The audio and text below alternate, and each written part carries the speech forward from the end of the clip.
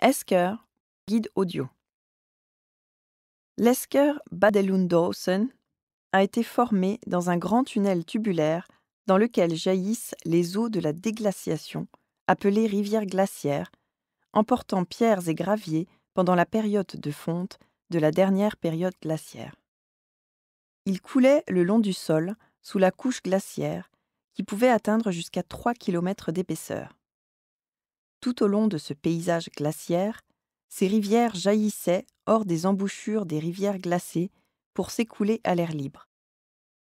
Un esker peut souvent avoir une hauteur et une largeur variables le long de son chemin, en fonction de la vitesse de déplacement du bord du glacier.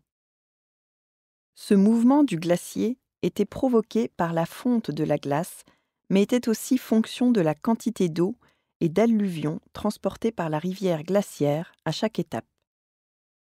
Dans le flux de l'eau, les pierres étaient polies en forme arrondie, caractéristique des eskers. La dernière époque glaciaire a commencé il y a environ 115 000 ans et la glaciation qui recouvrit la Scandinavie a connu son apogée il y a environ 20 000 ans. La fonte de cette couche glaciaire a commencé il y a environ 12 000 ans, mais il s'est encore écoulé environ 3 000 ans avant la déglaciation totale de la Scandinavie.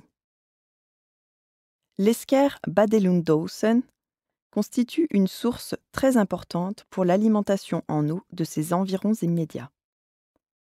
Bien que cette colline domine les environs et qu'elle soit constituée de sable, de gravier et de pierre, elle est toutefois complètement imbibée d'eau. L'assise de la colline reposant largement dans un sous-sol argileux et dans des champs alentours, ceci joue le rôle d'un couvercle. Les eaux s'écoulent des deux côtés de cette dénivellation où repose sa base, pour continuer ensuite vers le sud dans la direction du lac Mälaren. Son débit varie, mais en moyenne, il est de 25 litres par seconde. Les habitants de Västerås utilisent en moyenne 160 litres par personne et par jour. À cela s'ajoute la consommation de l'industrie. Afin de satisfaire aux besoins, il est donc nécessaire de pomper de l'eau en amont vers le nord, à environ 10 km du lac Mälaren, d'où elle est canalisée dans l'Esker via des bassins d'infiltration avant d'être ensuite purifiée en redescendant vers le sud.